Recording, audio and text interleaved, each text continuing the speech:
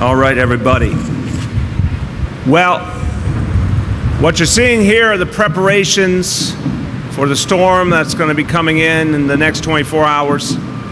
And I want to thank Commissioner Deanne Criswell, everyone at Emergency Management, everyone at Environmental Protection, Department of Transportation. There's a lot of agencies that are working right now to make sure things are safe and secure.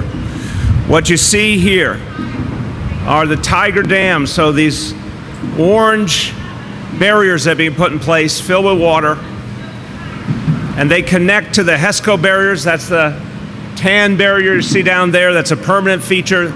So what's going to happen here by the end of the day today is you will have a full ceiling, a full barrier from Catherine Slip up by the Brooklyn Bridge all the way down to Wall Street.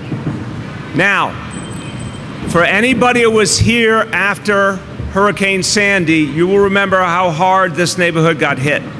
I talked to a lot of people in those days who lived here, a lot of people who worked here. They went through really hell in this neighborhood. A lot of businesses were closed for a long time. It was a very, very difficult situation. This is a particularly low-lying area with a lot of people in it. So these barriers now are going to provide us a different kind of protection than what we were dealing with back then. If you look over by the waiver tree, I was pointing earlier to that sign right to the left of the ship that shows you the high water mark from Sandy. It was 4 feet from ground level, from where we are standing, 4 feet of storm surge. We're expecting a lot less, thank God, with this storm. But it reminds you of what people went through and why it is so important to protect this neighborhood and neighborhoods that are vulnerable. And a lot of different things have been done over the years. Permanent barriers being put in place in a lot of areas. I mentioned this morning the Rockaway Beach Boardwalk, 5.5 mile long permanent barrier is a great example, but many, many other efforts have been put in and will be put in the coming years. This is the kind of thing we're going to have to do to protect ourselves from this point forward, given climate change and the challenges we face. So, want to thank all of the agencies that have done this great work. Want to encourage all New Yorkers, take this storm seriously. Please take precautions. Please look out for your neighbors. If anyone needs help, make sure you're there for them, because this is the kind of thing that comes on fast and people need to be ready.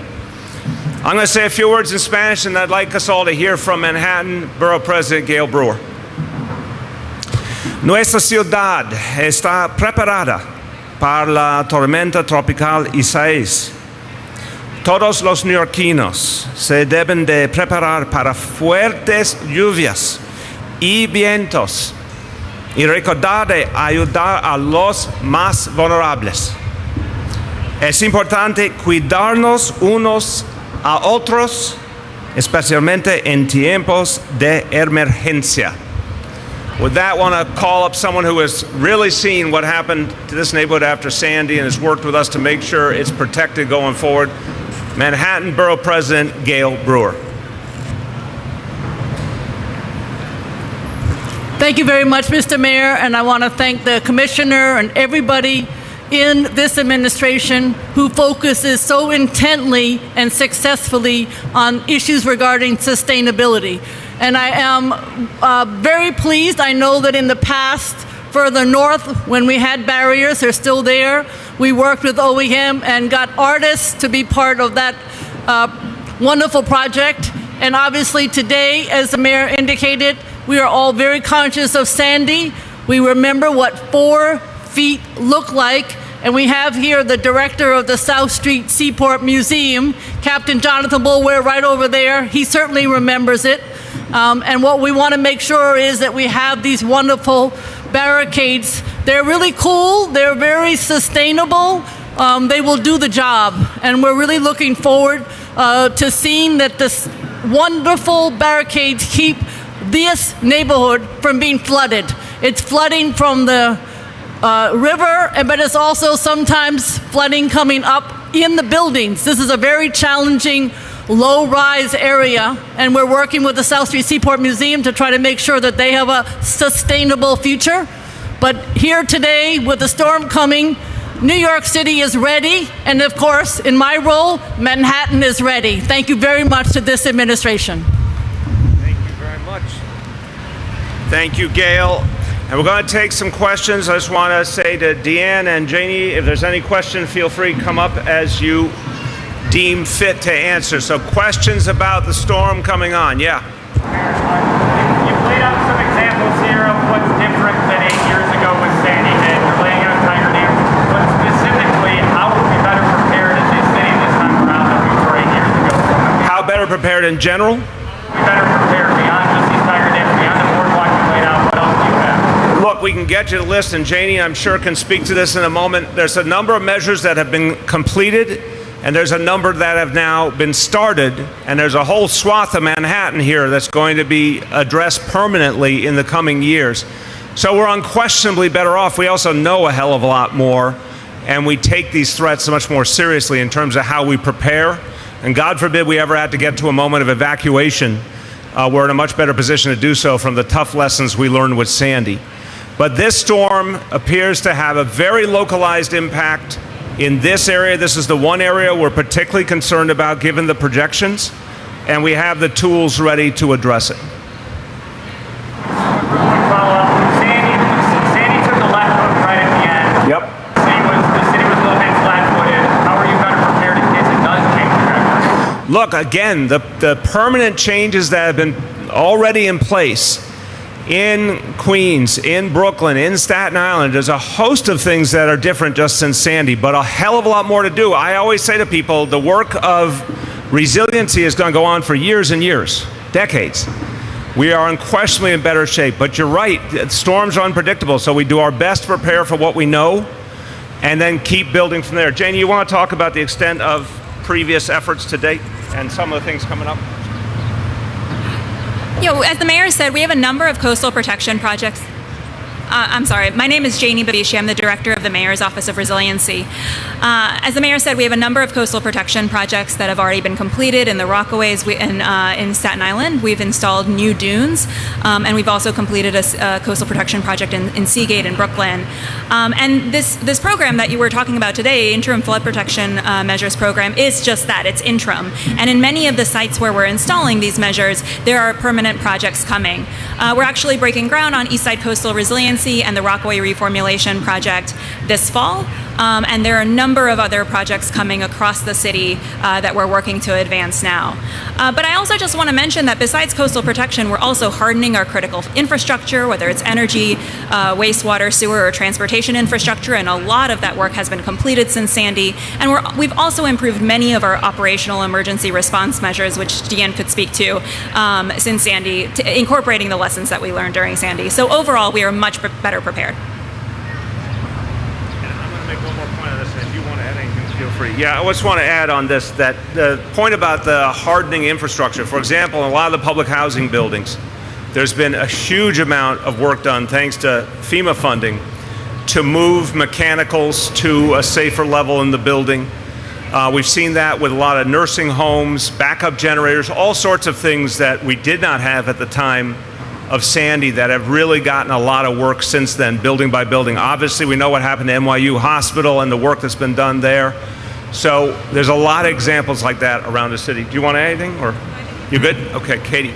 I know you briefly touched on it this morning, but can you further explain the science behind why the incoming storm would only affect, and particularly affect, the Seaport in Lower Manhattan, and it would be the first storm in history that would flood Lower Manhattan, but not flood the lower lying areas of the outer borough? No, I disagree with that assumption. Let me have Deanne speak. Well, again, I just disagree with the assumption. I'll tell you why. Every storm is different, and each storm is based on, they do the work based on the projections they have, and in fact, I many times have experienced storms that had very disparate effects in different parts of the city, so I just don't think it's fair to say they're all the same. Go ahead. So Katie, just to expand a little bit on what I talked about this morning, is we take a lot of factors into consideration. The direction the storm is coming from actually has a big input into the impacts that it's going to have, the strength of the storm itself, and we put that all into modeling so we can determine what we think the storm surge is going to be. So it's important important to remember that this barrier right here is to protect from storm surge, and we're really only expecting a mild to moderate amount of storm surge, which is about 1 to 2 feet. We will see some coastal storm inundation in other areas, but it would be the same that we would see in severe thunderstorms and other severe weather, and none that would lead us to believe that it would be anything greater than that, which would require additional protection. So based on our modeling, this is the area that we felt really did need some additional protection to protect from the 1 to 2 feet of storm surge. Now, we are also expecting a large amount of rain, and so we know we're going to have flooding citywide across all of the boroughs because of this rain and those spots where we always see flooding.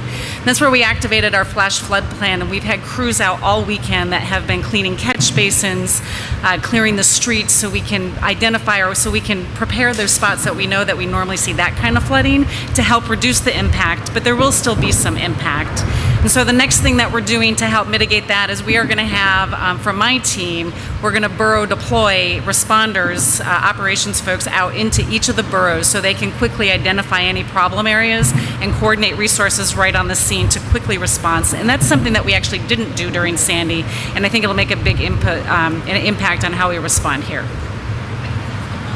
Specifically about the Tiger Dams, who fills them up? Is it a special team required? Is there training behind it? Just get a little bit of background on how that's filled up. Yeah, great question. So the question was, how do we fill these up and how do we install them? So it takes about 72 hours to 96 hours to install if we were to do all of them across the city. We only had this one, and so we're able to do it in about 48 hours. We have a contract that we bring in to help establish it. As the mayor had said, we have these HESCO barriers that have been pre-staged across this area here, and that is so we can reduce the time that it takes to put in place. The Tiger Dams, the orange that you see here, get filled with water, and our contract firm does that, and it fills in the gaps and it closes the distance between those HESCO barriers. And so that will all be done no later than 10 p.m. tonight. And then the seams from where the HESCO barriers meet the Tiger Dams, we will put sandbags over those seams so we can further reinforce that. So by the time we're done tonight, we should have one seamless barrier to protect from the 1 to 2 feet of inundation or storm surge that we think we're going to see. Okay. All right, we can do one or two more. Go ahead. You gave an assessment this morning, and I was wondering if maybe the commissioner can answer this. You gave an assessment this morning of when it looked like, what kind of winds, at what time it was going to arrive, when anticipate arriving tomorrow. Can you just give us the latest in case it's changed? Yeah, things have speeded up a little bit, and let the commissioner review that, would you? Yeah, the question was, the timing of the storm, and it has sped up a little bit, not a ton. We do expect to see some rain still coming in this evening intermittently, but the large amount of the rain we expect to now see late tomorrow morning, where we originally thought we were going to see it maybe more into the afternoon. So we still expect to see about 2 to 4 inches of rain, with some areas across the city that could see up to 6 inches in periodic moments. The winds should start about the same time, later in the morning tomorrow, late morning. It could be 35 to 50 miles per hour sustained winds that could be sustained for a period of about 3 hours. And we could actually see gusts up to 70 miles an hour, and that's an increase from what I briefed this morning. And so that period of winds we expect to last between about 3 to 6 hours, but sustained for about 3 hours, and those gusts in a 3-hour period. So I would say somewhere between 11 a.m. in the morning and between 2 and 3 in the afternoon as it looks right now. But this storm has changed in its intensity throughout the time that we've been watching this, and so we get another update this afternoon, and we'll be updating the mayor as to when we think the likelihood of the impacts we'll see. But right now, late morning tomorrow, where we see the majority. Last call. Last call. Media questions, last call. Okay, thanks, everybody.